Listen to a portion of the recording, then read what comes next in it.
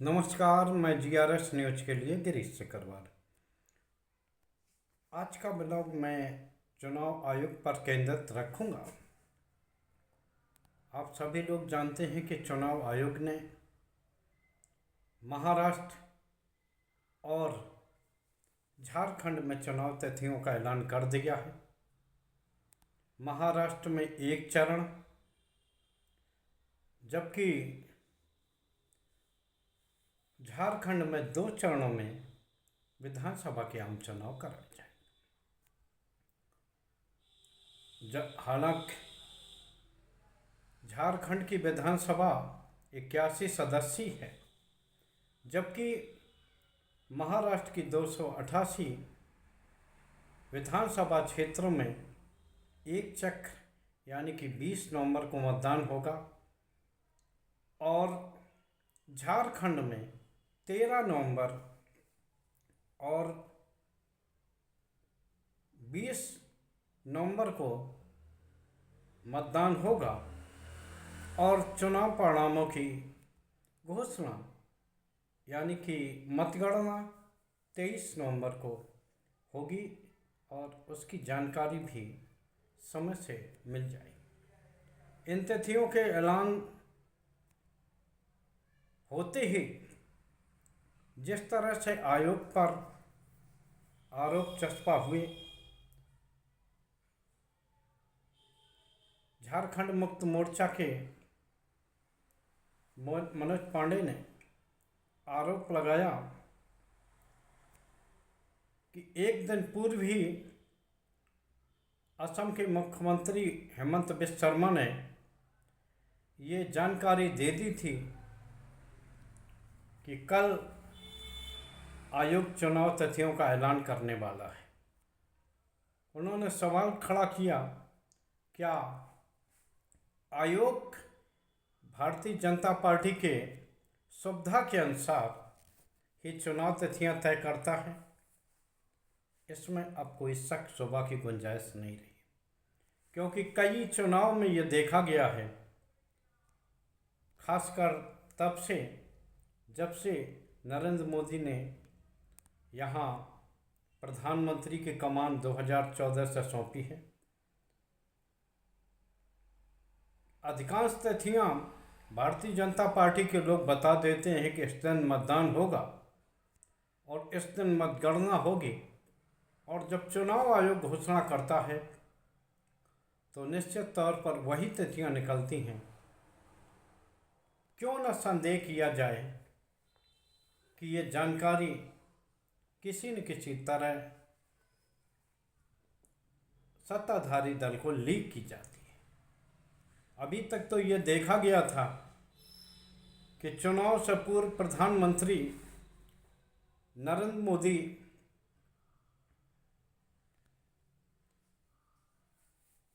सरकारी यात्रा में या सरकारी चुनावी माहौल में रैलियां करते हैं और लोगों को, आम जनता को हितों में तमाम तरह की घोषणाएं करते हैं।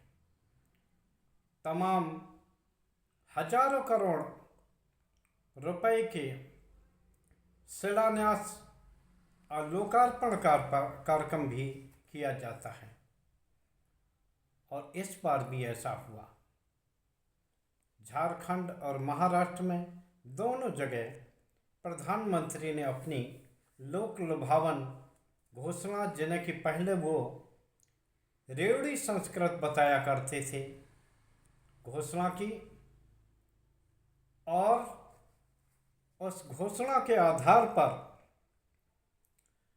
निश्चित तौर पर जनता को अपने पक्ष में करने का प्रयास किया।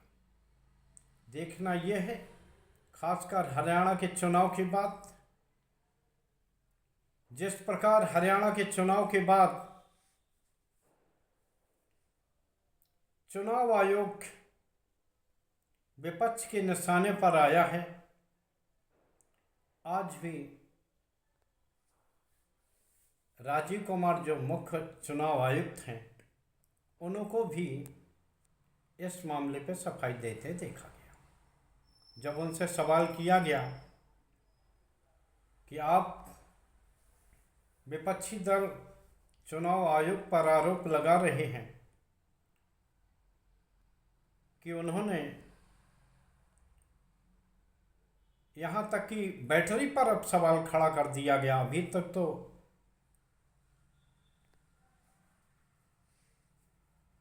मतदान मशीनों में छेड़छाड़ की बात कही जाती थी।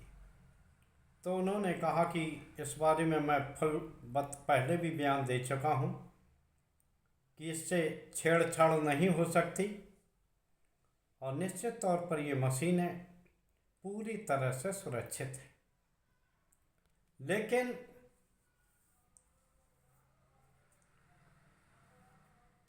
ये जो चुनाव होता है, मेरा ये मानना है मशीनों में गड़बड़ी होती है नहीं होती है, इसके मेरे पास खासकर कोई पुख्ता सबूत नहीं है। लेकिन आखिर ये चुनाव कराया क्यों जाता है? जिससे कि आम जनता को लोकतंत्र में आस्था बनी रहे। अगर आम जनता के मन में कोई शक शुबा आता है तो निश्चित तौर पर ऐसे चुनाव कराने का क्या फायदा? जो चुनाव केवल नाम का हो और जनता उस पर विश्वास न करे और चुनाव आयुक्त वही रटंत बयान देता रहे कि मशीन को कोई हैक नहीं कर सकता।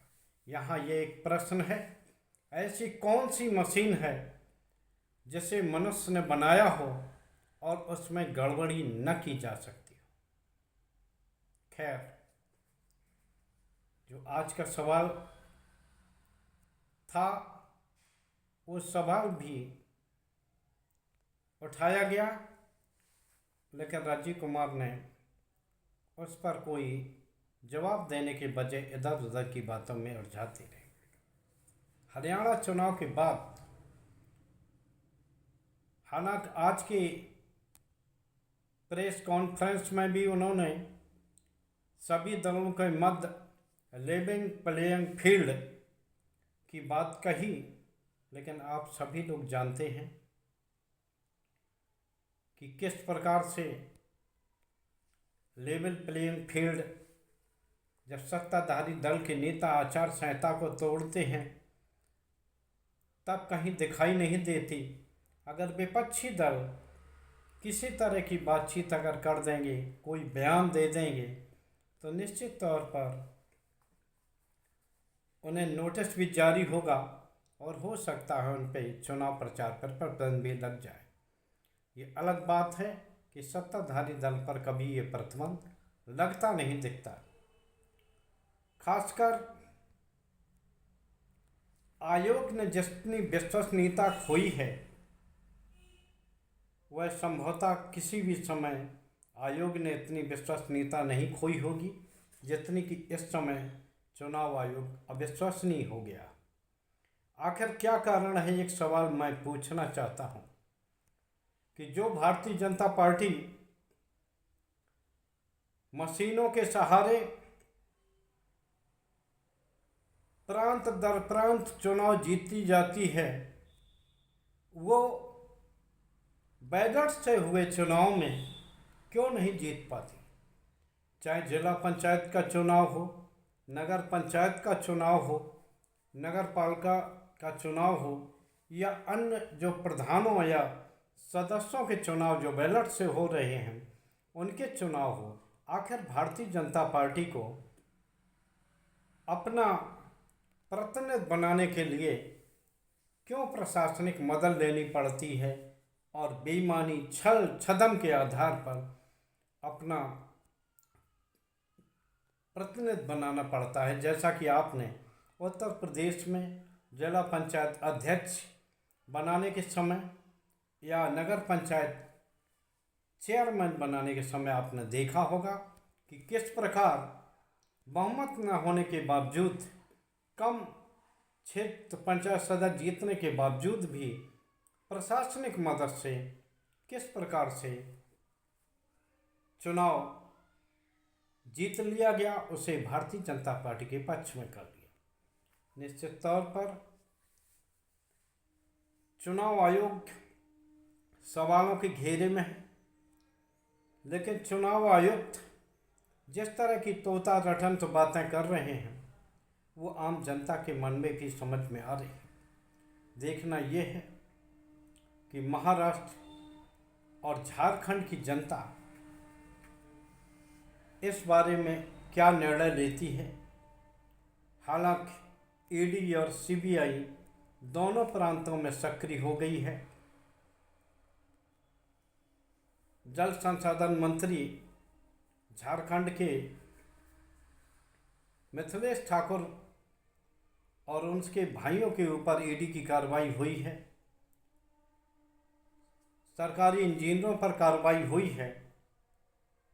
यहाँ तक कि मिथिलेश ठाकुर ने आरोप लगाया कि उनका पूरा परिवार जेल में सड़ेगा, लेकिन भाजपा नहीं चाहा। आरोप ये भी लगाया कि उनसे भारतीय जनता पार्टी में शामिल होने का दबाव बनाया जा रहा है। निश्चित तौर पर ये सभी ऐसे आरोप हैं जिनका कि संज्ञान चुनाव आयोग को लेना चाहिए। लेकिन फिर से ये सवाल है, क्या प्रधानमंत्री मोदी के द्वारा नियुक्त चुनाव आयुक्त या चुनाव आयोग में इतनी क्षमता है कि वह प्रधानमंत्री के कार्यों का विरोध कर सकें? सवाल मुश्किल है, लेकिन ये सवाल आप लोगों पर छोड़ते हुए मैं अपना ब्लॉग यहीं ख़त्म करना चाहता हूँ। आज के ब्लॉग में बस इतना ही। जय हिंद, जय भारत।